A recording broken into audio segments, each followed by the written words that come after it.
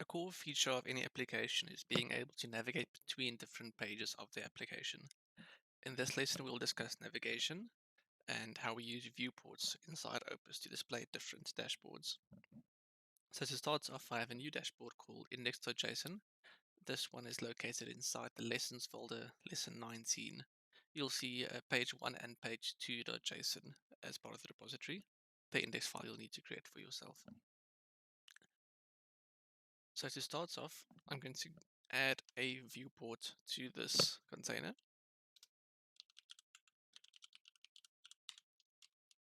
And for a viewport to show a dashboard, we need to give it a value.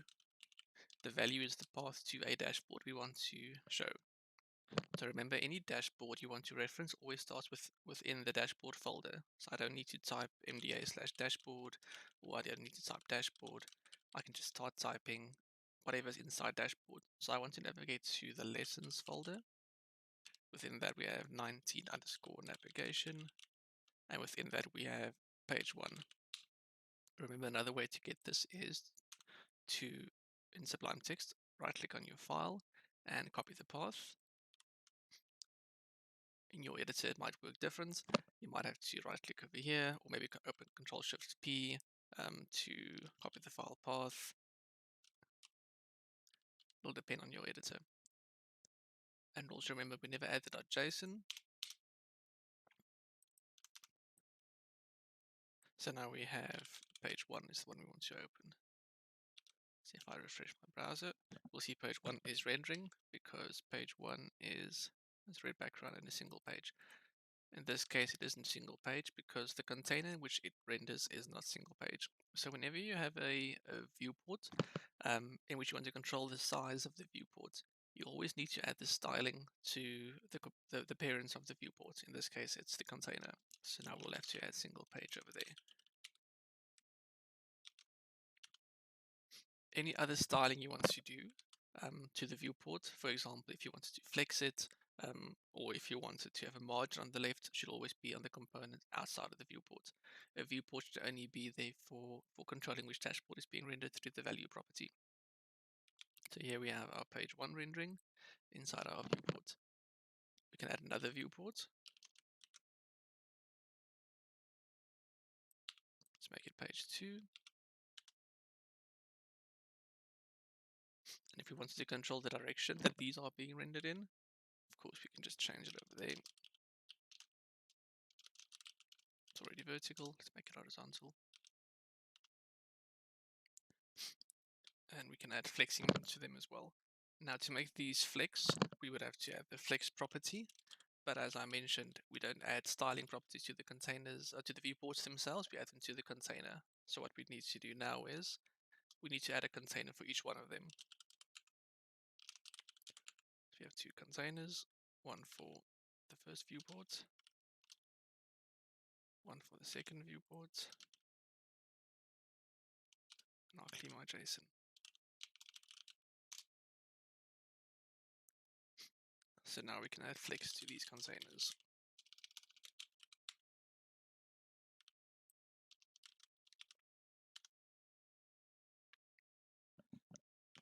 The next thing we need to discuss is how to modify what a viewport shows. So let's remove these again. So we only have one viewport we're working with. And let's add a menu to the left. So I'll add a container.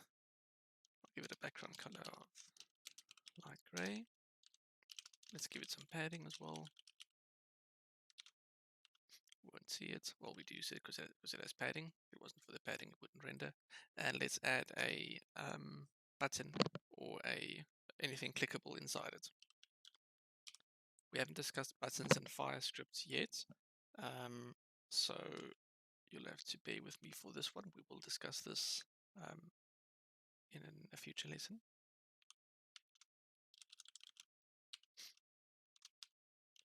I'm just going to add a caption. Open page 1 and a fire script with actions. These actions are the same as the actions we defined in the previous lesson for basic scripts, so it shouldn't be completely unknown to you. And again, we can have a type set state because you want to modify a state. the target will be the viewport, which we don't have an ID for yet. The key is the value, and the value will be the page 1 dashboard. So let's remove this so it doesn't open by default. So now we have a button with a caption and one action inside a script that does a set state.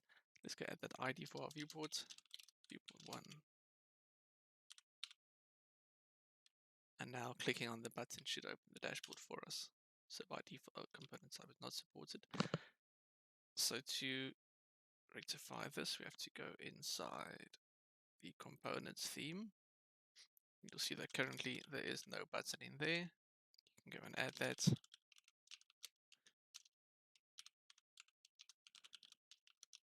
These always look the same, so if you ever get an issue with component type unsupported, it either means that the component was mistyped, so you have a case issue maybe with capital B, or the component just doesn't exist that you want to use, or like in this case, we haven't added it here yet.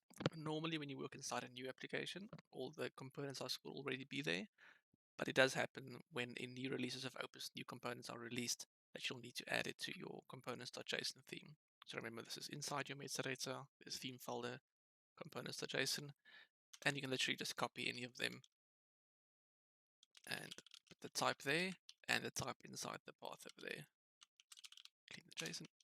So now we should have the button available. We have a button with open page 1, and clicking on this does open page 1. We can now make a copy of this. So we have one for page 2 as well. So we're going to open it inside viewport 1 as well, not a different viewport, and this one just opens page 2. Here's page 1 and page 2. Next, I'd like to discuss a very common pattern for building Opus applications with regards to navigation. And for that, I'll just draw it out. I'm not going to build it, but we all have to build it for an exercise for this lesson. So if you have your browser or your startup page, which will be your index.json file or whichever file you're opening, normally what we do is we call this outside page system dashboard. System.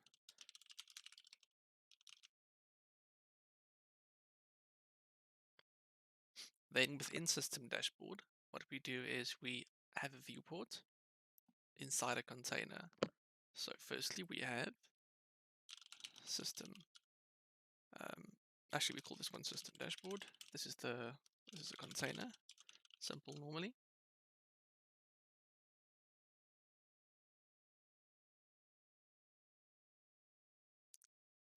So within this one, so there's the system dashboard container.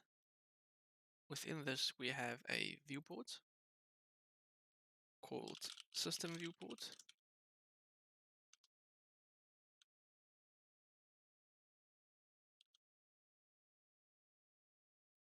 Within system viewport, we render one of two pages. We either render, so let's just make these two little blocks for the two different dashboards that we render. So these are two different pages, two different JSON files that we open, depending on the situation. By default, when the application starts up, we'll open a file called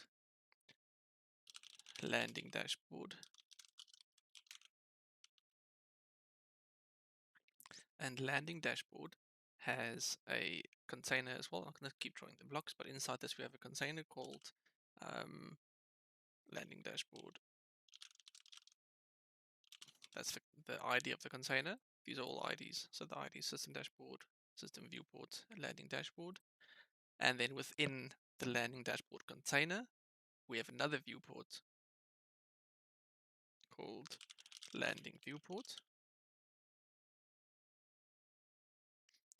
So there's the one, we have landing dashboard with a container inside and a viewport inside.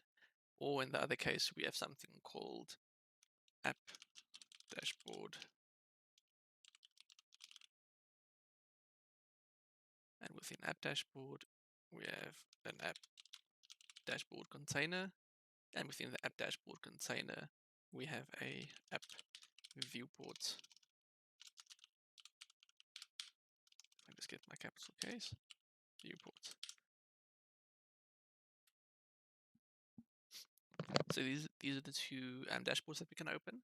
So you can think of this as everything you need to do before you can access the application. So that's things like login on this side, your login, forgot password, terms and conditions, and on this side we have the actual application. So how it will work is we open the page for the first time. The system dashboard JSON has the container inside, has a viewport. The viewport has a value, which by default renders this file. We'll have a login component with a button and inputs and everything. Once we click the button on the login, there's a button for login. Once we click the button, it'll change the value of system viewport. Just take a different color. It'll change the value of system viewport to now point to app dashboard. So now we're no longer showing landing dashboard. This one is closed. We're showing the app dashboard. Then within the app dashboard, we might have other buttons like a menu, for example. Inside the menu, we'll have different items. Clicking on the items will change the value of your app viewport. So you can think of that as if you're looking at your app dashboard, draw that over there. There's your app dashboard. We have a menu on the left-hand side.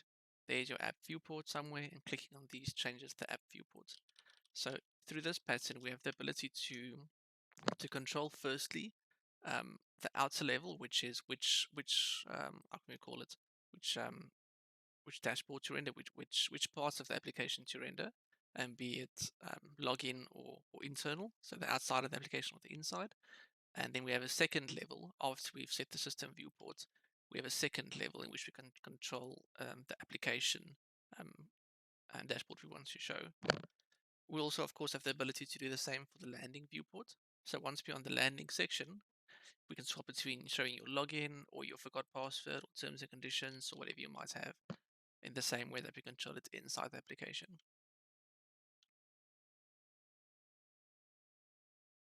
Another important thing to note is that we also use certain components in certain cases to store states we might use later. A common use case is your login token. So we need to be able to use the login token later on in an application, which means we need to store it somewhere using a set state. We won't be doing it or discussing it too far in this lesson, but it's important to note that in many applications we use the system dashboard component or the app component, which is a default component that's always available. It is preferable to use the system dashboard instead, though you might have fine applications where they're still using the app component to store states. But for the purposes of this lesson, all you need to know is that we use the system dashboard, which is the best case scenario, to store states. So if there's any state you want to change while you're on this dashboard, so while you're inside the landing dashboard, if there are any states you need to change or any values you need to persist that you want to use later in your application, we need to store them over there because both this dashboard and this dashboard has access to it. And more importantly, once this dashboard doesn't show anymore, the landing dashboard, once it doesn't show anymore, we don't have access to any of its states anymore, meaning when we get here, we need to find it somewhere else, which is from there.